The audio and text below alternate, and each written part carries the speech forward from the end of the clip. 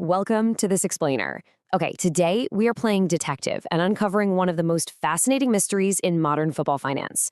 Because, if you think the most strategic battles in football happen on the pitch, well, you're about to see that the real tactical masterclasses are actually happening in the accounting departments. We're looking at a deal that absolutely broke records, raised a ton of eyebrows, and perfectly exposes the invisible financial strings that are pulling at the beautiful game. Okay, let's dive right into this. £117 million. That is the staggering, record-shattering figure Chelsea just dropped to sign Morgan Rogers from Aston Villa. That officially makes him the most expensive British footballer in history. Just take a second to let that number sink in. It is an absolute jaw-dropper of a transfer fee. But of course, seeing a massive number like that instantly triggers a really massive question. How on earth can Chelsea possibly afford this? I mean, we're talking about a club that was literally just fined by UEFA for breaching financial regulations, and they're carrying hundreds of millions in debt. How do they just drop $117 million in cold, hard cash? And right as you're trying to make sense of that, there is an even weirder twist. Just hours after this record-breaking sale, Aston Villa turned around and signed Alejandro Garnacho from Chelsea, but on a loan. Why not just buy him outright with their brand new mountain of cash? So, to solve this, we're going to follow the money step by step. We'll cover the $117 million transfer mystery, how Chelsea actually balances their books, this thing called the red zone loophole, UEFA's strict 45-day swap rule, and finally, why loans beat swaps. All right. Part 1, the $117 million transfer mystery. So here is exactly what happened on paper. Chelsea buys Morgan Rogers for $117 million. That's a massive, straightforward cash injection right into Aston Villa's bank account. But literally hours later, Alejandro Garnacho goes in the exact opposite direction, from Chelsea to Aston Villa. However, Aston Villa doesn't buy him outright. Instead, they negotiate this highly specific loan with a conditional obligation to buy. Which completely begs the question, if Villa just received $117 million, why are they suddenly penny-pinching and negotiating complex conditional loans instead of just buying Garnacho outright? Let's move into part 2, how Chelsea balances their books. Now, what's really interesting about this is the sheer scale of the contradiction we're looking at. Over on one side, Chelsea boasts a massive squad value of £1.3 billion. That is the fourth highest in all of Europe. But then look at those descending figures right next to it. Their most recent accounts show a Premier League record loss of £262 million for the club, and a staggering £701 million loss at the parent company level. That contributes to over £1 billion in liabilities. On the surface, it looks like a complete financial disaster waiting to happen, right? But they actually have a highly structured plan. See, Chelsea treats player stockpiling almost like an alternative investment market. They've already raised over £120 million in recent sales, while spending upwards of $210 million. Because of this endless churn, they actually have 38 senior players on their books. And this brilliantly illustrates a huge modern football dilemma. Historical data shows us that in a season without European football, only about 13 or 14 players actually play more than 1,500 minutes. That creates this massive bomb squad of unused players. So, to keep the lights on and the regulators happy, Chelsea is essentially forced to continuously sell homegrown players like Trevoh Chalobah or squad players like Benoit Badiashile just to keep balancing these incredibly inflated books. Which brings us to part 3, the red zone loophole.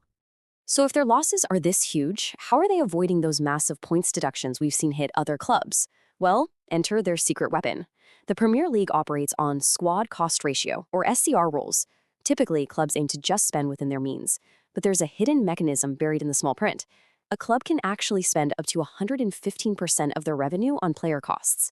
Doing this pushes them into what regulators call the red zone, but the trick here is that entering this red zone doesn't automatically trigger a points deduction. As football finance expert Kieran Maguire explains it, if you're in this red zone, it basically functions as a luxury tax. You pay a financial penalty on your extra costs, sure, but you get to keep your points on the league table. Chelsea is currently projecting a massive club record revenue of £700 million in their next accounts. By utilizing this red zone, they are legally stretching that projected revenue to the absolute maximum limit. They're making a calculated choice to pay financial taxes rather than suffer sporting penalties. All right, part 4, UEFA's 45 days swap rule. So that explains how Chelsea is navigating their side of the deal. But what about Aston Villa? Why are they acting so strange with their new $117 million windfall? Well, Villa's problem isn't just the Premier League, it's UEFA. The regulatory tightrope these clubs walk is incredibly complex. The Premier League rules are honestly seen as a bit more lax, allowing workarounds like that red zone tax, but UEFA, they are strict. Maguire notes that UEFA is actively one step ahead of the curve, and they aggressively audit deals that look like clubs are just trading players around to artificially inflate their accounting sheets. And this brings us to UEFA's specific rule on player exchange transactions. This rule explicitly states that if multiple deals happen between two clubs going in both directions within a 45-day period, UEFA automatically flags it and considers it a swap deal. So, here is the exact mechanical trap Aston Villa was trying to avoid.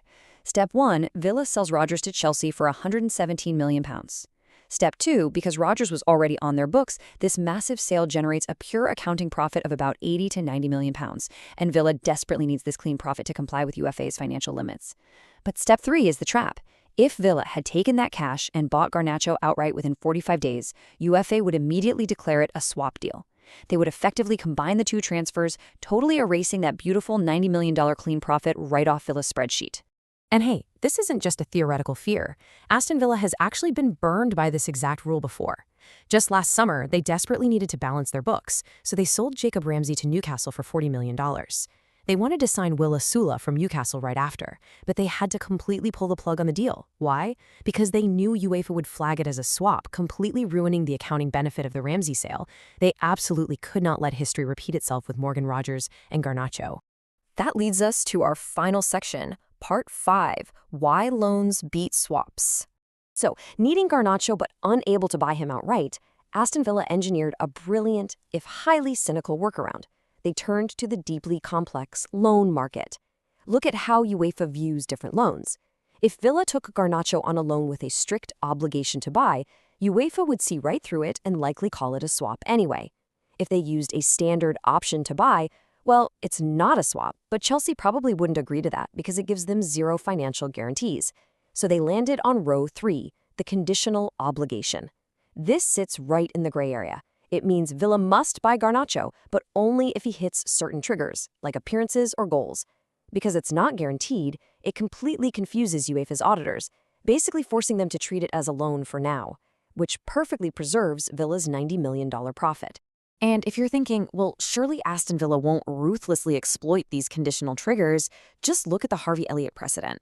A while back, Villa loaned Elliott from Liverpool with a conditional obligation. If he played 10 matches, Villa had to buy him for $35 million. Guess what? He played 9 matches.